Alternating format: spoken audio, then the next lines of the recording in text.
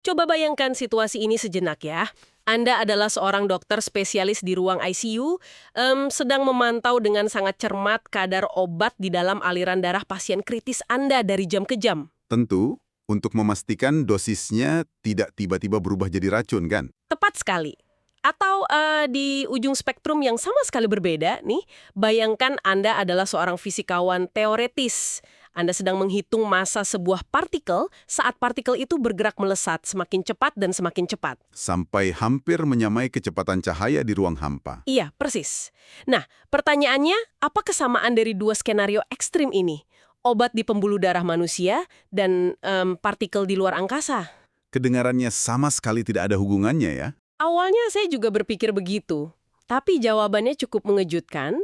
Keduanya diatur dan bergantung secara mutlak pada satu konsep fundamental matematika. Dan hari ini, di sesi bedah materi kita akan membongkar bab 2.2 dari teks kalkulus legendaris. Bab tentang limit fungsi ya. Betul, kita akan melihat bagaimana matematika ini bekerja di belakang layar, diam-diam mengatur realitas kita.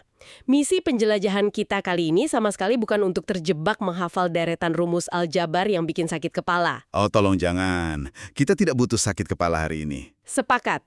Kita cuma mau mengekstrak intisari praktis tentang bagaimana konsep limit ini membantu kita memahami perilaku sesuatu saat ia mendekati sebuah titik ekstrim. Oke, mari kita bedah ini. Mari kita mulai.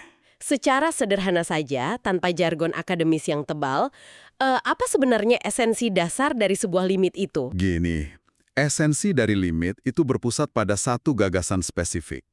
Ini murni tentang proses mendekati dan sama sekali bukan tentang mencapai. Mendekati, bukan mencapai. Oke. Ya, dalam matematika dan seringkali dalam alam semesta kita, ada titik-titik tertentu di mana segala sesuatunya menjadi rusak atau membingungkan, atau secara teknis tidak terdefinisi. Kita biasa menyebutnya sebagai titik X. Titik masalahnya gitu ya? Betul. Nah, inti dari limit bukanlah mencari tahu apa yang terjadi tepat di titik masalah tersebut. Karena kita sudah tahu di situ pasti rusak. Persis. Limit adalah semacam metode observasi tingkat tinggi tentang apa yang terjadi pada suatu nilai saat kita bergerak secara perlahan, merayap, mendekati titik X tersebut dari berbagai arah. Kayak semacam detektif gitu ya? Ya, kita membaca petunjuk di sekelilingnya, memetakan perilakunya, meramalkan polanya, tepat pada fraksi detik sebelum kita menabrak titik buntu tersebut. Wow, jadi ini benar-benar memisahkan antara perjalanan dan tujuan akhir.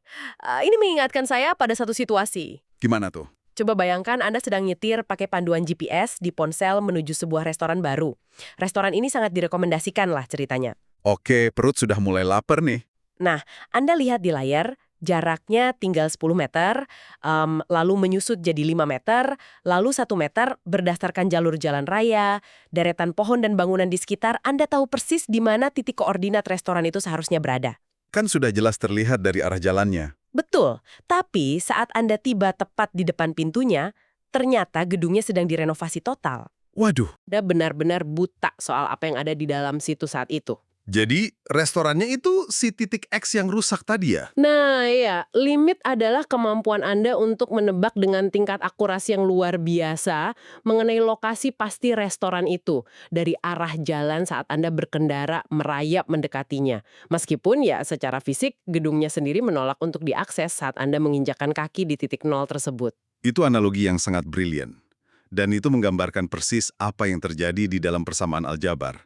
Di sumber teks kita, ada sebuah fungsi pecahan yang mencontohkan ini dengan sangat baik. Persamaan yang seperti apa tuh?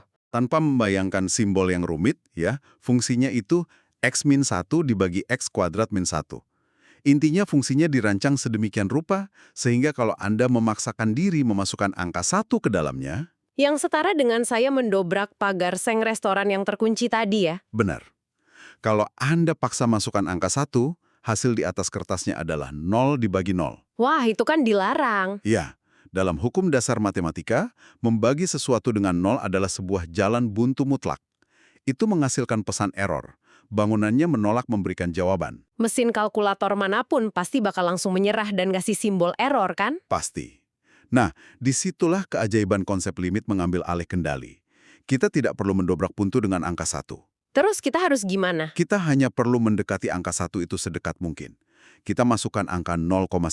Oke. Lalu kita perketat jadi 0,99. Lalu 0,999. Merayap mendekat. Betul. Atau kita jalan dari sisi jalan yang satu lagi, dari arah atas. Kita masukkan 1,1, lalu 1,01. Terus 1,001. Tepat. Jika kita memantau hasil dari rentetan angka yang sangat berdekatan dengan angka 1 ini, nilai persamaannya tidak error sama sekali. Oh iya. Terus hasilnya apa? Nilainya justru bergerak secara sangat konsisten dan stabil mendekati angka 0,5.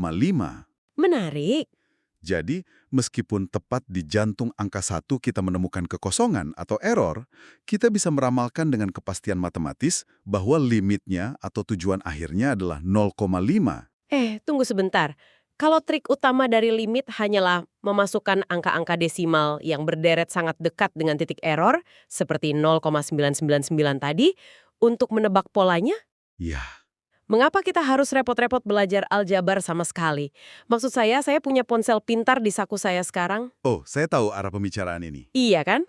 Bukankah saya bisa langsung mengetik deretan angka 0,9999 ke aplikasi kalkulator dan membiarkan microchip canggih di dalamnya melakukan tugas kotor itu untuk saya? Kenapa kita nggak menebak semuanya pakai mesin saja? Boleh. Silakan saja dicoba. Tetapi Anda baru saja berjalan masuk ke dalam salah satu jebakan paling berbahaya yang dibahas dalam bab teks kita. Jebakan? Maksudnya kalkulator saya bisa salah?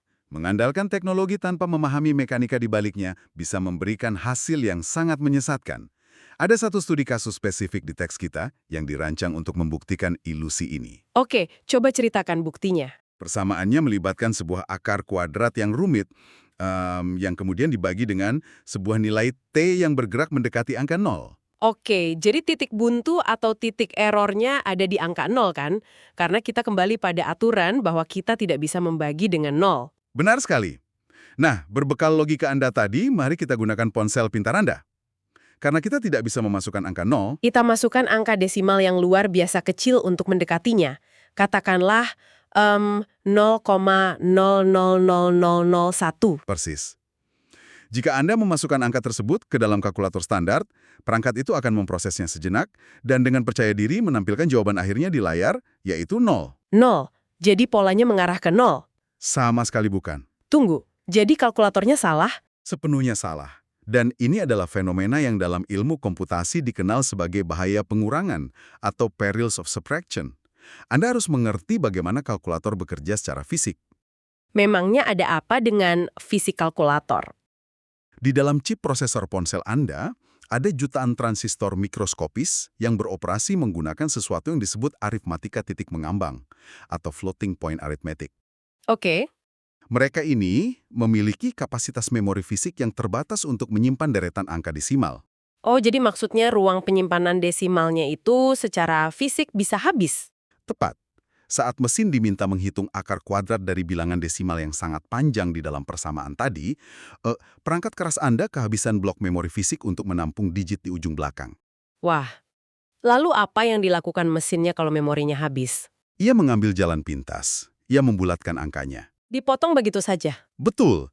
Ia secara paksa memotong sisa desimalnya dan membulatkannya menjadi angka bulat, yang dalam kasus ini adalah 3.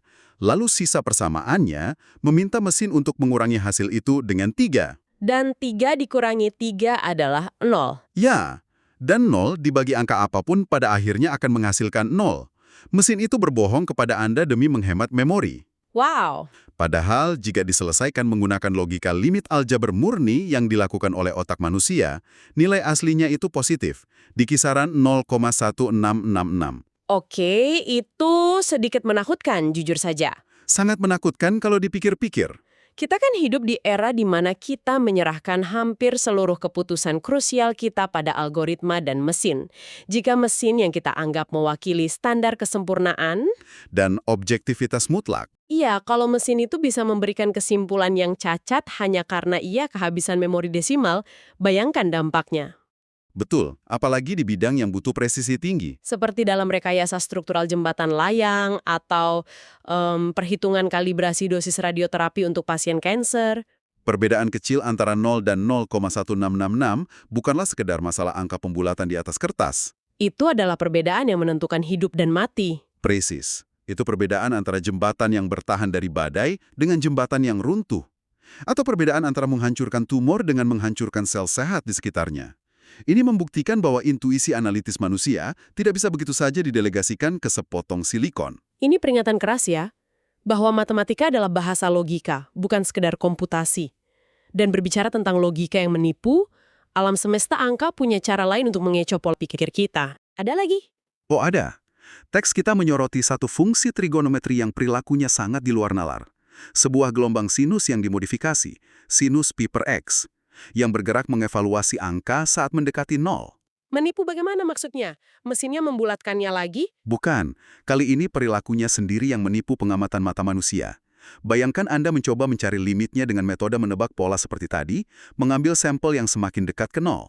Oke, jadi saya mengevaluasi nilainya di titik 1, lalu setengah, lalu sepertiga, seperempat gitu. Ya, dan di setiap titik sampel yang Anda pilih itu, persamaan tersebut secara kebetulan menghasilkan angka 0 mutlak. Terus-menerus 0. Berarti kalau sampelnya 0 terus, manusia manapun pasti akan dengan sangat logis menyimpulkan bahwa limit dari fungsi tersebut adalah 0. Pasti. Masuk akal kan? Kalau 5 kali saya ngecek dan hasilnya selalu 0, saya pasti akan berasumsi fungsinya memang menuju ke angka 0. Dan kesimpulan itu 100% keliru. Loh, kenapa bisa keliru? Karena, jika Anda melihat secara mikroskopis pada apa yang terjadi di antara titik-titik sampel tersebut, katakanlah di area antara sepertiga dan seperempat, fungsinya meledak dalam kekacauan. Meledak bagaimana? Ia tidak diam di angka 0. Ia berosilasi, memantul secara ekstrim dan tak terhingga ke atas dan ke bawah, antara angka positif 1 dan negatif 1. Wow, jadi dia naik turun terus? Sangat brutal. Semakin dekat ia ke angka 0, frekuensi pantulannya menjadi semakin gila dan cepat. Ini kayak mencoba mencari gelombang stasiun di radio analog tua.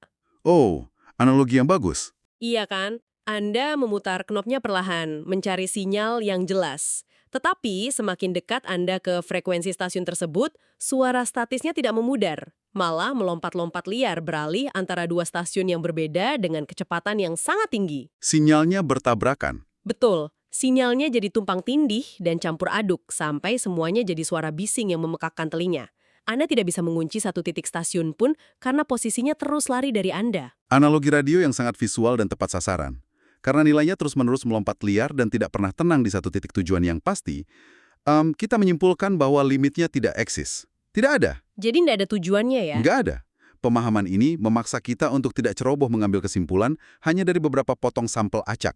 Kita harus melihat keseluruhan spektrum kelakuannya. Ngomong-ngomong soal kelakuan yang melompat dan spektrum yang terputus, ada satu studi kasus lagi di bab ini yang langsung menarik perhatian saya. Yang mana itu? Karena ini sangat relevan dengan keseharian kita. Dinamai dari seorang insinyur listrik legendaris, Oliver Heaviside. Ah ya, fungsi Heaviside. Atau yang sering disebut sebagai fungsi tangga. Ini sebenarnya representasi matematis dari salah satu peristiwa paling umum di peradaban modern kita. Yaitu sebuah saklar listrik. Betul. Ini brilian kan? Karena sangat simpel kan? Bayangkan sebuah saklar lampu di ruangan yang gelap gulita. Pada detik-detik sebelum waktu menyentuh angka 0, katakanlah di masa lalu, lampunya berada dalam kondisi mati. Tidak ada arus yang mengalir, jadi nilai matematisnya adalah 0. Kemudian, tepat pada fraksi detik ke 0 itu, seseorang menyentak saklar tersebut. Secara instan, ruangan dipenuhi cahaya, arus mengalir penuh, dan untuk detik-detik berikutnya, ke masa depan, nilainya melompat menjadi 1. Nyala ya. Sekarang tantangannya adalah, bagaimana kita mendefinisikan limit dari fungsi listrik ini tepat pada saat sang waktu merayap masuk mendekati detik ke 0. Dan disinilah konsep limit sepihak masuk untuk menyelamatkan logika kita. Coba jelaskan bagaimana Anda melihatnya. Gini, jika saya berdiri di masa lalu dan berjalan maju ke arah titik 0 dari sisi kiri kurva waktu, satu-satunya hal yang saya deteksi adalah kegelapan. Jadi, limit dari kiri adalah 0. Sepakat. Namun, jika saya berjalan dari masa depan, mundur ke arah titik 0, dari sisi kanan kurva, yang menyambut saya adalah cahaya terang benderang. Jadi, limit dari kanan adalah 1. Sangat jelas perbedaannya. Karena pengamatan dari masa lalu mengatakan 0, Dan pengamatan dari masa depan mengatakan satu, berarti tidak ada konsensus, tidak ada titik temu. Akibatnya, limit utama dari peristiwa saklar ini hancur seketika di titik nol. Konsep ini fundamental sekali. Ini mengajarkan kita bagaimana alam semesta menangani kejadian diskontinu atau patahan realitas. Terkadang pertanyaan, apa yang terjadi di sana adalah pertanyaan yang salah. Lalu pertanyaan yang benar apa? Pertanyaan yang benar secara ilmiah adalah, dari sisi mana Anda mendekatinya? Oh, wow. Realitas sebuah objek atau kejadian bisa terbelah menjadi dua kebenaran yang berbeda tergantung dari sudut pandang pendekatannya. Sangat mencerahkan. Oke, sejauh ini kita sudah menganalisis fungsi yang berosilasi secara kacau, seperti radio rusak tadi, dan fungsi yang patah dua secara instan seperti saklar lampu. Ya, perilakunya macam-macam. Tapi bagaimana dengan kondisi di mana sebuah persamaan tidak bergerak mencari sebuah angka tertentu, melainkan membesar tak terkendali? Ini kayaknya membawa kita ke wilayah asimtot vertikal ya, di mana matematika mulai terasa seperti fenomena astrofisika ya. Untuk membayangkannya, teks kita memberikan contoh sederhana. Fungsi 1 dibagi dengan sebuah nilai yang sedang merayap perlahan menuju angka 0. 1 per X kuadrat. Oke.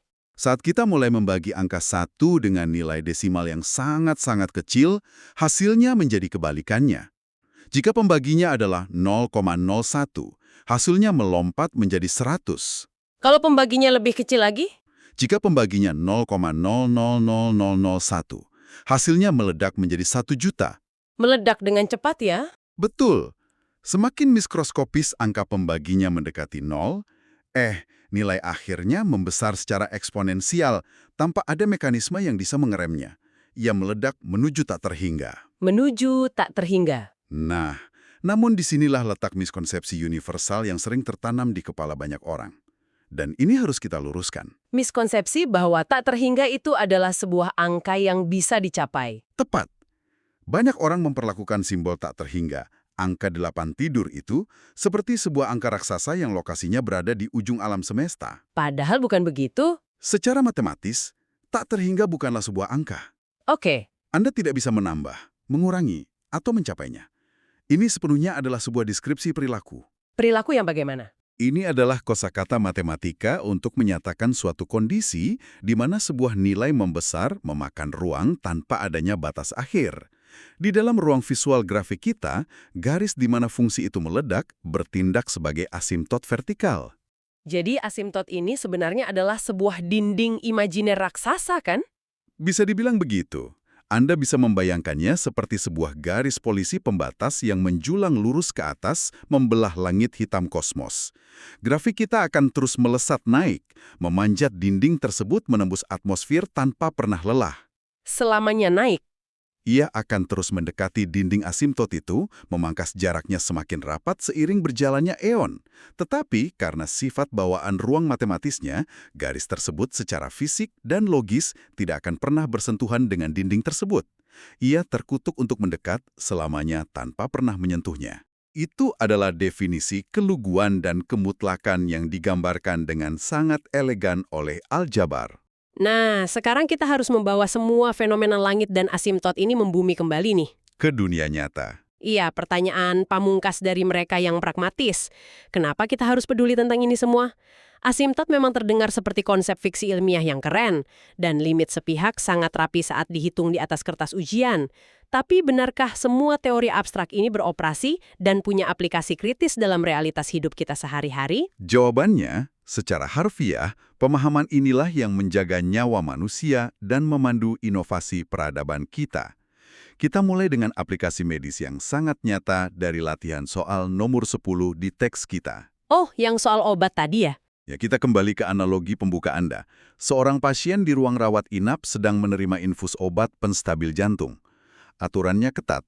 Suntikan 150 mg dimasukkan ke dalam tubuh pasien persis setiap 4 jam sekali. Skenario yang sangat standar di rumah sakit manapun di seluruh dunia. Ya, tetapi apa yang terjadi di dalam tubuh pasien itu tidak berwujud garis lurus yang mulus. Tubuh manusia adalah mesin biologis yang memproses kimia. Jika seorang dokter memetakan konsentrasi obat tersebut di dalam aliran darah pasien dari waktu ke waktu, grafiknya akan berbentuk seperti gigi gergaji yang tajam. Gigi gergaji? Mengapa begitu? Karena tepat pada fraksi detik, cairan itu disuntikkan ke pembuluh darah, konsentrasi obat di dalam darah melompat drastis ke atas. Wah, ini persis seperti fungsi saklar listrik tadi. Terjadi diskontinuitas kan?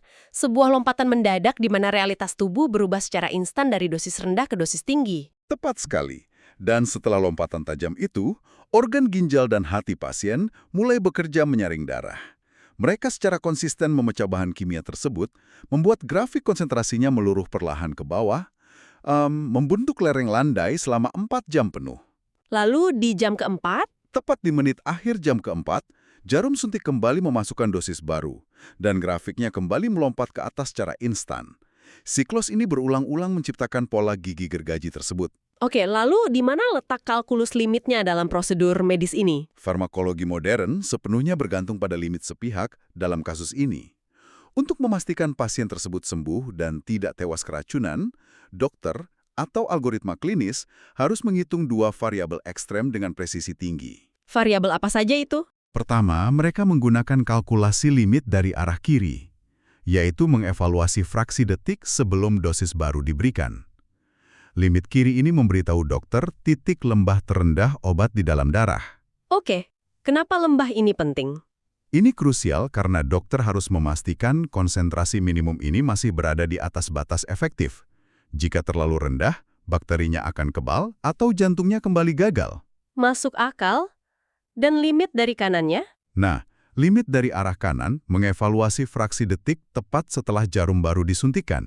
Ini adalah titik puncak. Titik tertinggi obat di dalam darah ya? Ya, tubuh manusia memiliki batas toleransi maksimum.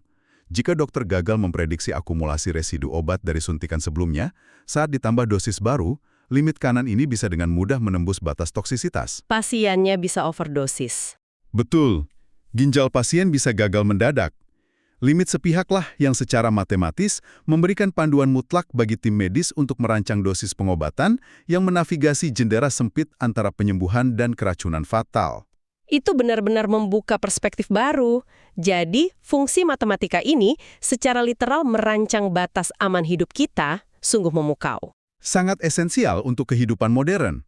Dan jika itu adalah bagaimana limit bekerja dalam biologi, saya juga ingin menyoroti bagaimana limit mengatur batas mutlak hukum fisika alam semesta kita. Seperti yang dibedah di latihan soal nomor 38, Soal relativitas. latihan itu mengupas inti dari teori relativitas Albert Einstein. Di sana diperlihatkan persamaan ikonik tentang bagaimana massa mekanis dari sebuah benda saling terkait dengan kecepatan lajunya. Semakin cepat bendanya, semakin besar massanya. Betul. Jika kita mengambil pesawat ruang angkasa fiktif dan mencoba menghitung massanya, saat mesin pendorong berakselerasi, mendorongnya semakin ekstrim menuju batas kecepatan cahaya, perhitungan limit sepihak mengungkapkan kenyataan fisik yang sangat brutal. Iya, ini dari persamaan relativitas massa Lorentz.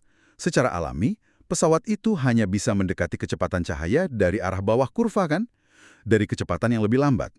Karena mustahil sebuah benda bermassa langsung melampauinya. Dan saat kecepatan objek tersebut terus menanjak dan merayap mendekati kecepatan cahaya, sesuatu di dalam penyebut pecahannya terjadi.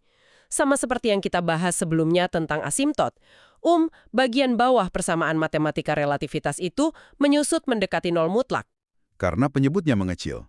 Ya, dan ketika Anda membagi massa benda tersebut dengan sebuah angka desimal yang semakin mengecil menuju nol, hasil akhirnya akan membesar tak terkendali. Secara fisik, itu berarti massa nyata pesawat ruang angkasa itu akan menggembung tanpa henti mendekati ukuran tak terhingga. Dan ini adalah alasan absolut yang dibuktikan secara elegan oleh kalkulus mengapa peradaban manusia atau pesawat antar galaksi canggih apapun tidak akan pernah bisa menyentuh apalagi melampaui kecepatan cahaya. Karena butuh energi tak terhingga. Persis, untuk mendorong sebuah objek yang memiliki massa tak terhingga agar terus berakselerasi, mesin pesawat tersebut akan membutuhkan pasukan bahan bakar dan energi yang juga tak terhingga. Sesuatu yang mustahil eksis di alam semesta kita. Wow. Kecepatan cahaya bukanlah sekedar hambatan teknis rekayasa mesin yang bisa diakali. Ia adalah asimtot vertikal sejati dari arsitektur ruang dan waktu fisik kita. batas kosmik yang tak tertembus.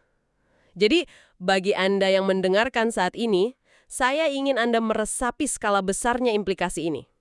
Setiap kali Anda diwajibkan meminum antibiotik dengan jadwal 4 jam yang ketat untuk menumpas infeksi, atau setiap kali Anda menatap ke arah taburan bintang di malam hari, mengagumi betapa lambatnya eksplorasi antar bintang manusia, Anda sedang melihat matematika bekerja. iya, Anda tidak sekedar sedang mengamati fenomena alam, Anda sedang melihat arsitektur kalkulus sedang bekerja memaksakan aturannya. Matematika dari limit fungsi ini bukanlah abstraksi yang terkurung di dalam dinding institusi akademik. Ini adalah barisan kode sumber yang memprogram batasan realitas fisik kita sehari-hari. Kesimpulan struktural yang sangat tajam. Memahami limit itu bukan sekedar kemampuan memecahkan soal ujian. Lalu, apa menurut Anda? Atas kemampuannya. Baiklah, ini adalah waktu yang tepat untuk menarik mundur kamera kita dan merangkai kembali seluruh lapisan intelektual yang telah kita urai hari ini. Sesi yang cukup padat ya? Sangat padat. Sesi bedah materi ini telah membongkar sebuah paradigma baru tentang bagaimana kita mencari jawaban. Kita telah menyadari bahwa letak dari sebuah nilai kebenaran atau jawaban yang solid itu, tidak selalu bersarang tepat di jantung permasalahan tersebut. Kadang titik pusatnya justru buta. Betul, sangat seling. Saat titik sentral dari sebuah fenomena rusak, buta, atau tidak bisa diakses, kita tetap bisa menemukan kebenaran absolut dengan cara meraba dari sekelilingnya, mengamati pola perilakunya secara perlahan, dan mendekatinya dari berbagai spektrum waktu.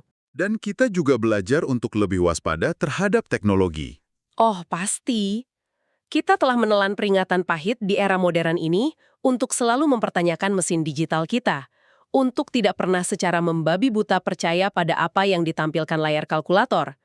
Karena struktur silikon terbatas, mereka akan memotong kebenaran desimal dan memberikan kita kebohongan yang rapi. Bahaya pengurangan memori? Ya, dan kita telah memeluk kenyataan bahwa ada bagian dari realitas ini yang secara alami patah tanpa titik temu kompromi, seperti masa lalu dan masa depan pada sebuah saklar lampu yang diwakili oleh limit sepihak. Sebuah eksplorasi yang membuka mata. Dan semua perjalanan pemikiran tersebut pada akhirnya menginspirasi saya untuk meninggalkan Anda dengan satu pemikiran provokatif terakhir sebelum kita berpisah hari ini. Silakan. Sepanjang sesi ini, prinsip dasar dari limit fungsi telah mendemonstrasikan kepada kita tentang eksistensi konsep asimtot, sebuah dinding agung tak kasat mata yang sangat nyata efek tarikannya, di mana Anda bisa mendedikasikan seluruh energi alam semesta untuk bergerak mendekatinya, mengejarnya sepanjang waktu yang tersedia, tanpa akan pernah diizinkan untuk menyentuh intinya. Mengetahui desain absolut itu ada secara matematis, hal ini membuat saya merenung dan menantang sudut pandang kita di kehidupan nyata di luar buku kalkulus. Tentang batas kita sendiri? Ya, berapa banyak batas, ilusi, atau asimtot yang tanpa kita sadari telah kita bangun dan kita kejar dalam kehidupan profesional dan emosional kita sehari-hari. Entah itu pencarian obsesif akan status kesempurnaan mutlak dalam karir, hasrat untuk sepenuhnya memecahkan misteri di dalam pikiran seseorang yang Anda cintai, atau bahkan pencarian tanpa henti akan ambang batas maksimal dari potensi diri Anda sendiri. Kadang kita merasa gagal kalau tidak mencapainya. Seringkali kita merasa hancur karena gagal menyentuh titik-titik tersebut. Namun, mungkin arsitektur asimtot kehidupan ini dipasang oleh alam semesta bukan sebagai instrumen kegagalan untuk membuat kita menderita dalam rasa frustrasi. Mungkin tujuan utama dari kesadaran dan eksistensi manusia sesungguhnya bukanlah tentang menancapkan bendera di garis akhir yang mustahil itu, melainkan pada nilai keindahan, ketangguhan, dan transformasi intelektual yang kita alami di sepanjang proses abadi untuk terus mendekati hal-hal besar tersebut. Nilai dari perjalanannya itu sendiri. Sebuah perjalanan mendekati kesempurnaan tanpa tenggat waktu, tanpa akhir yang terdefinisikan. Pikirkanlah filosofi itu sejenak. Terima kasih karena Anda telah bersedia menginvestasikan waktu yang berharga dan memberikan rasa ingin tahu yang mendalam untuk membedah lapisan-lapisan rumit ini bersama kami hari ini. Terima kasih semuanya. Teruslah melihat dunia dari sudut pandang yang jarang diambil oleh orang lain, dan kita akan kembali menyelami kedalaman wawasan di pertemuan berikutnya. Sampai jumpa!